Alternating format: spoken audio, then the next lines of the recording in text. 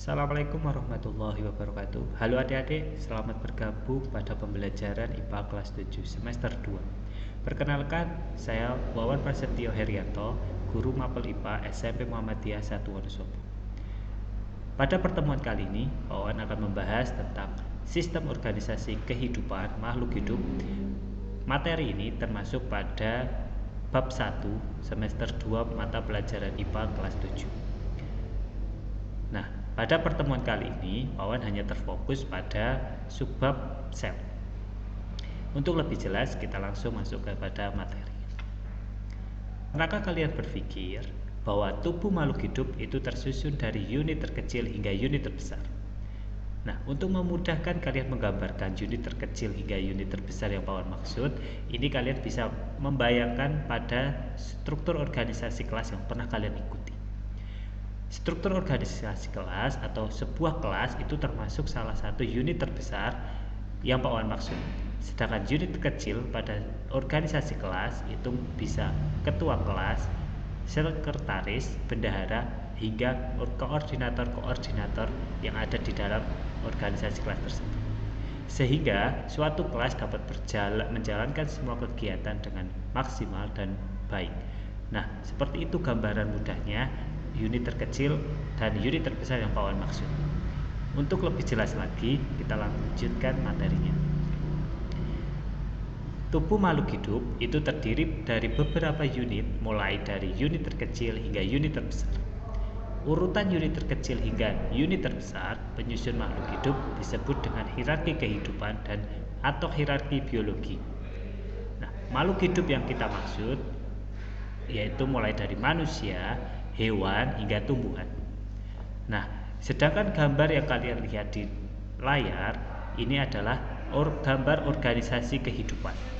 Mulai dari molekul, sel, jaringan, organ, sistem organ, organisme, populasi, komunitas, ekosistem, bioma, hingga biosfer.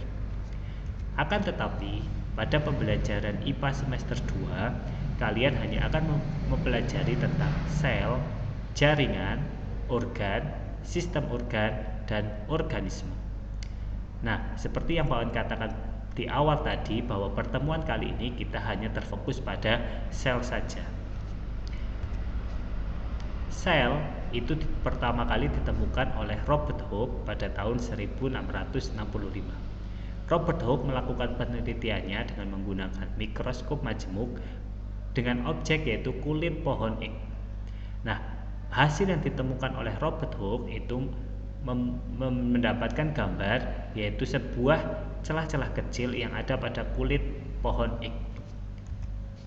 Penemuan Robert Hooke tersebut itu disempurnakan oleh dua ilmuwan pada tahun 1893. Nah, penemuan Robert Hooke ini menghasilkan teori mengenai sel yang terdiri dari 3 prinsip, yaitu semua makhluk hidup tersusun dari satu sel atau lebih. Sel adalah unit dasar dari struktur dan fungsi pada makhluk hidup. Sel-sel lainnya berasal dari proses penggandaan atau replikasi sel yang telah ada pada sebelumnya.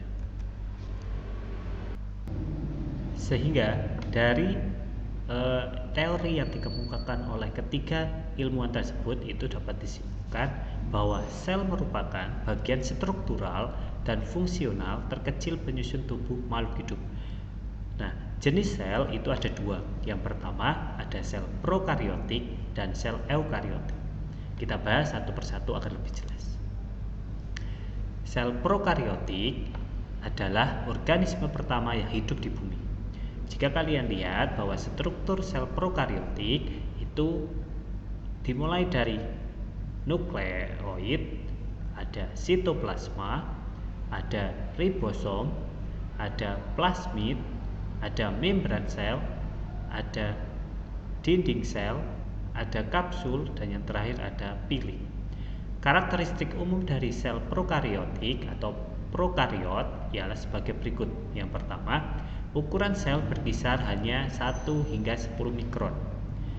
Sel bersifat uniseluler yang membentuk koloni atau filamen. Bentuk sel itu terdiri dari bulat, batang, dan datar. Sel ada yang bersifat autotrof untuk fotosintesis dan heterotrof. Reproduksi sel secara aseksual yaitu pembelahan biner, transformasi, konjugasi, dan transduksi.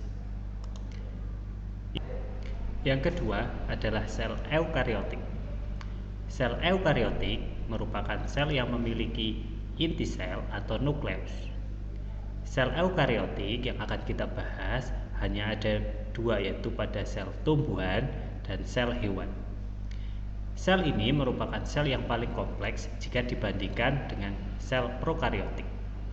Sel eukariotik memiliki membran yang mengikat nukleus dengan organel-organel sel lainnya di dalam sel.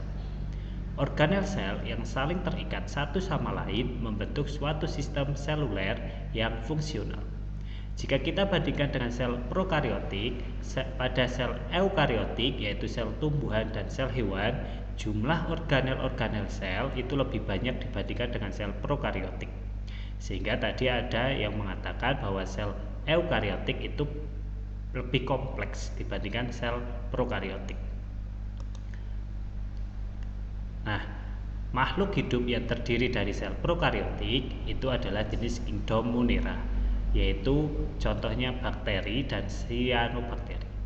Sedangkan untuk makhluk hidup yang terdiri atas sel eukariotik adalah Kingdom Animalia, hewan, Kingdom Plantae, tumbuhan, Kingdom Protista, dan Kingdom Fungi. Tetapi pada pembelajaran kali ini, bab 1 untuk semester 2 mata pelajaran IPA, kita hanya akan membahas pada sel animalia atau sel hewan dan sel tumbuhan. Nah, seperti yang sudah Pak Wan katakan tadi, bahwa pada materi bab pertama ini kita hanya membahas pada sel tumbuhan dan sel hewan yang termasuk pada sel eukariotik. Nah, perbedaan struktural kedua sel tersebut itu bisa kalian lihat bahwa dari bentuknya antara sel tumbuhan dan sel hewan sangatlah berbeda. Sel hewan lebih ke arah bulat, sedangkan sel tumbuhan lebih ke arah persegi. Dari segi organel selnya juga memiliki persamaan dan perbedaan. Biar lebih jelas kita bahas satu persatu. Secara umum, struktural sel itu hanya terdiri dari 3 bagian. Yang pertama adalah dinding sel pada sel tumbuhan, membran sel pada sel hewan. Yang kedua ada nukleus pada kedua sel, dan yang ketiga adalah sitoplasma yang terdapat pada kedua sel. Baik, kita bahas yang pertama yaitu dinding sel dan membran sel. Dinding sel itu hanya terdapat pada sel tumbuhan yang memiliki sifat kaku sehingga memberi bentuk pada sel. Fungsi dari dinding sel itu adalah melindungi seluruh isi sel. Yang kedua yaitu membran sel atau disebut dengan selaput sel. Membran sel itu membungkus seluruh isi sel yang berfungsi untuk melindungi seluruh isi sel, bersifat semi-permeable, hanya bisa dilalui oleh air dan zat-zat tertentu yang terlarut, dan yang terakhir adalah bersifat untuk mengatur transportasi zat-zat dari sel yang satu ke sel yang lainnya. Yang kedua adalah nukleus atau disebut inti sel. Bagian-bagian dari inti sel dan fungsinya yaitu yang pertama adalah membran atau selaput inti yang memiliki pori-pori dan berfungsi melindungi inti dan tempat keluar masuknya substansi inti. Yang kedua, cairan dalam sel atau nukleoplasma yang terdapat DNA, RNA, dan anak inti sel. DNA dan RNA merupakan pembawa sifat keturunan. Secara keseluruhan, inti sel berfungsi mengatur semua aktivitas sel. Sitoplasma. Sitoplasma merupakan koloid yang mengisi seluruh bagian sel. Di dalam sitoplasma, selain terlarut zat makanan dan zat-zat lainnya, juga terdapat organel-organel sel yang memiliki fungsi masing-masing. Nah, untuk lebih jelas, kita bahas satu persatu organel-organel sel yang terdapat di dalam sitoplasma. Yang pertama, ada vakuola. Vakuola adalah sebagai penyimpan cadangan makanan, penyimpan sisa metabolisme, dan membangun turgor sel. Vakuola pada sel hewan cenderung sangat kecil, di mana keberadaannya sering tidak diperhatikan. Sedangkan vakuola pada sel tumbuhan sangat besar. Sehingga yang Pak Wawan gambarkan di sini adalah termasuk sel tumbuhan. Yang kedua adalah organel peroksisom. Peroksisom ditemukan di sel hewan dan sel tumbuhan. Fungsi dari peroksisom adalah penghasil enzim katalase untuk menguraikan peroksida. Yang ketiga ada organel sel retikulum endoplasma atau yang sering disingkat dengan RE.